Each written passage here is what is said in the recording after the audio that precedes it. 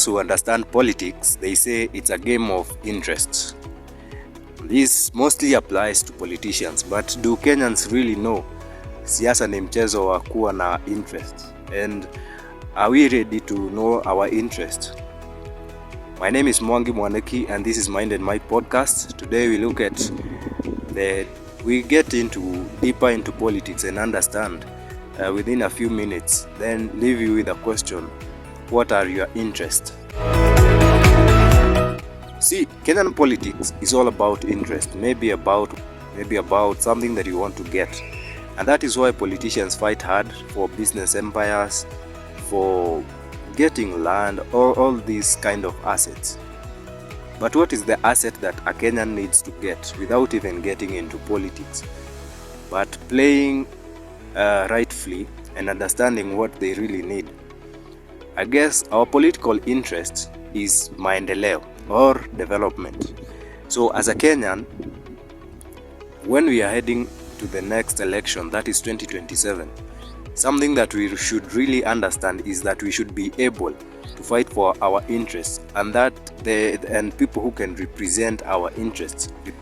Someone like once President Kibaki said that leadership is a privilege to change other people's lives rather than bettering yours. So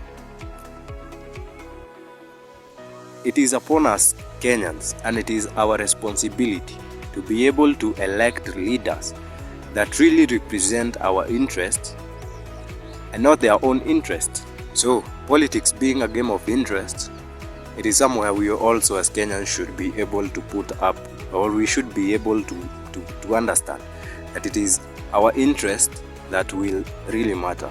In terms of agriculture, can I elect someone who believes in agriculture? If it is education, if it is business, if it is all these things that we need, that we always need.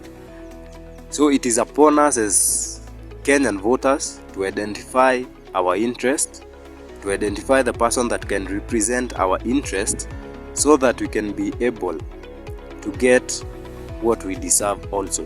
It is not time for politicians to benefit. Yes, it is good to seeing one term or two term, but at the end of it, whoever coined the name one term or two term needs political survival and has self-interest that they need to cater for.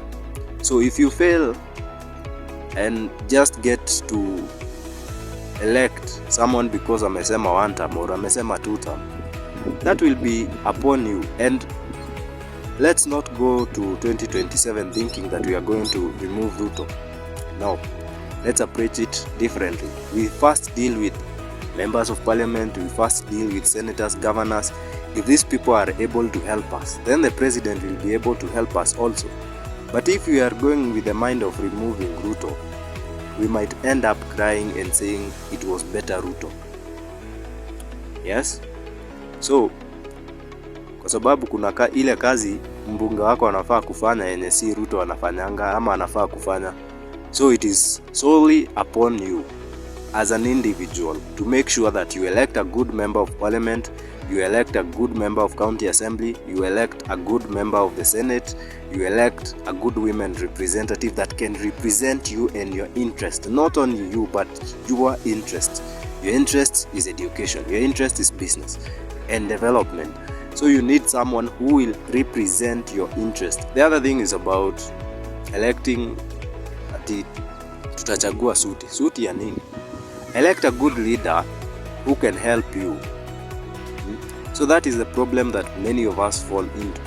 Sababu hizi siasa za sijui kingpin. I know all politics are local, lakini kwanza jichagulie kiongozi ambaye atakusaidia, si kiongozi ambaye atapeleka interest za kingpin when. That is it for Mind and Mike podcast. My name is Wanjiku. I want also to know your thoughts about this video, about our interest. Do you know your interest as a Kenyan? Ama unachagua kiongozi tu juu he has been supported by so and so? Bye bye, like, share and comment.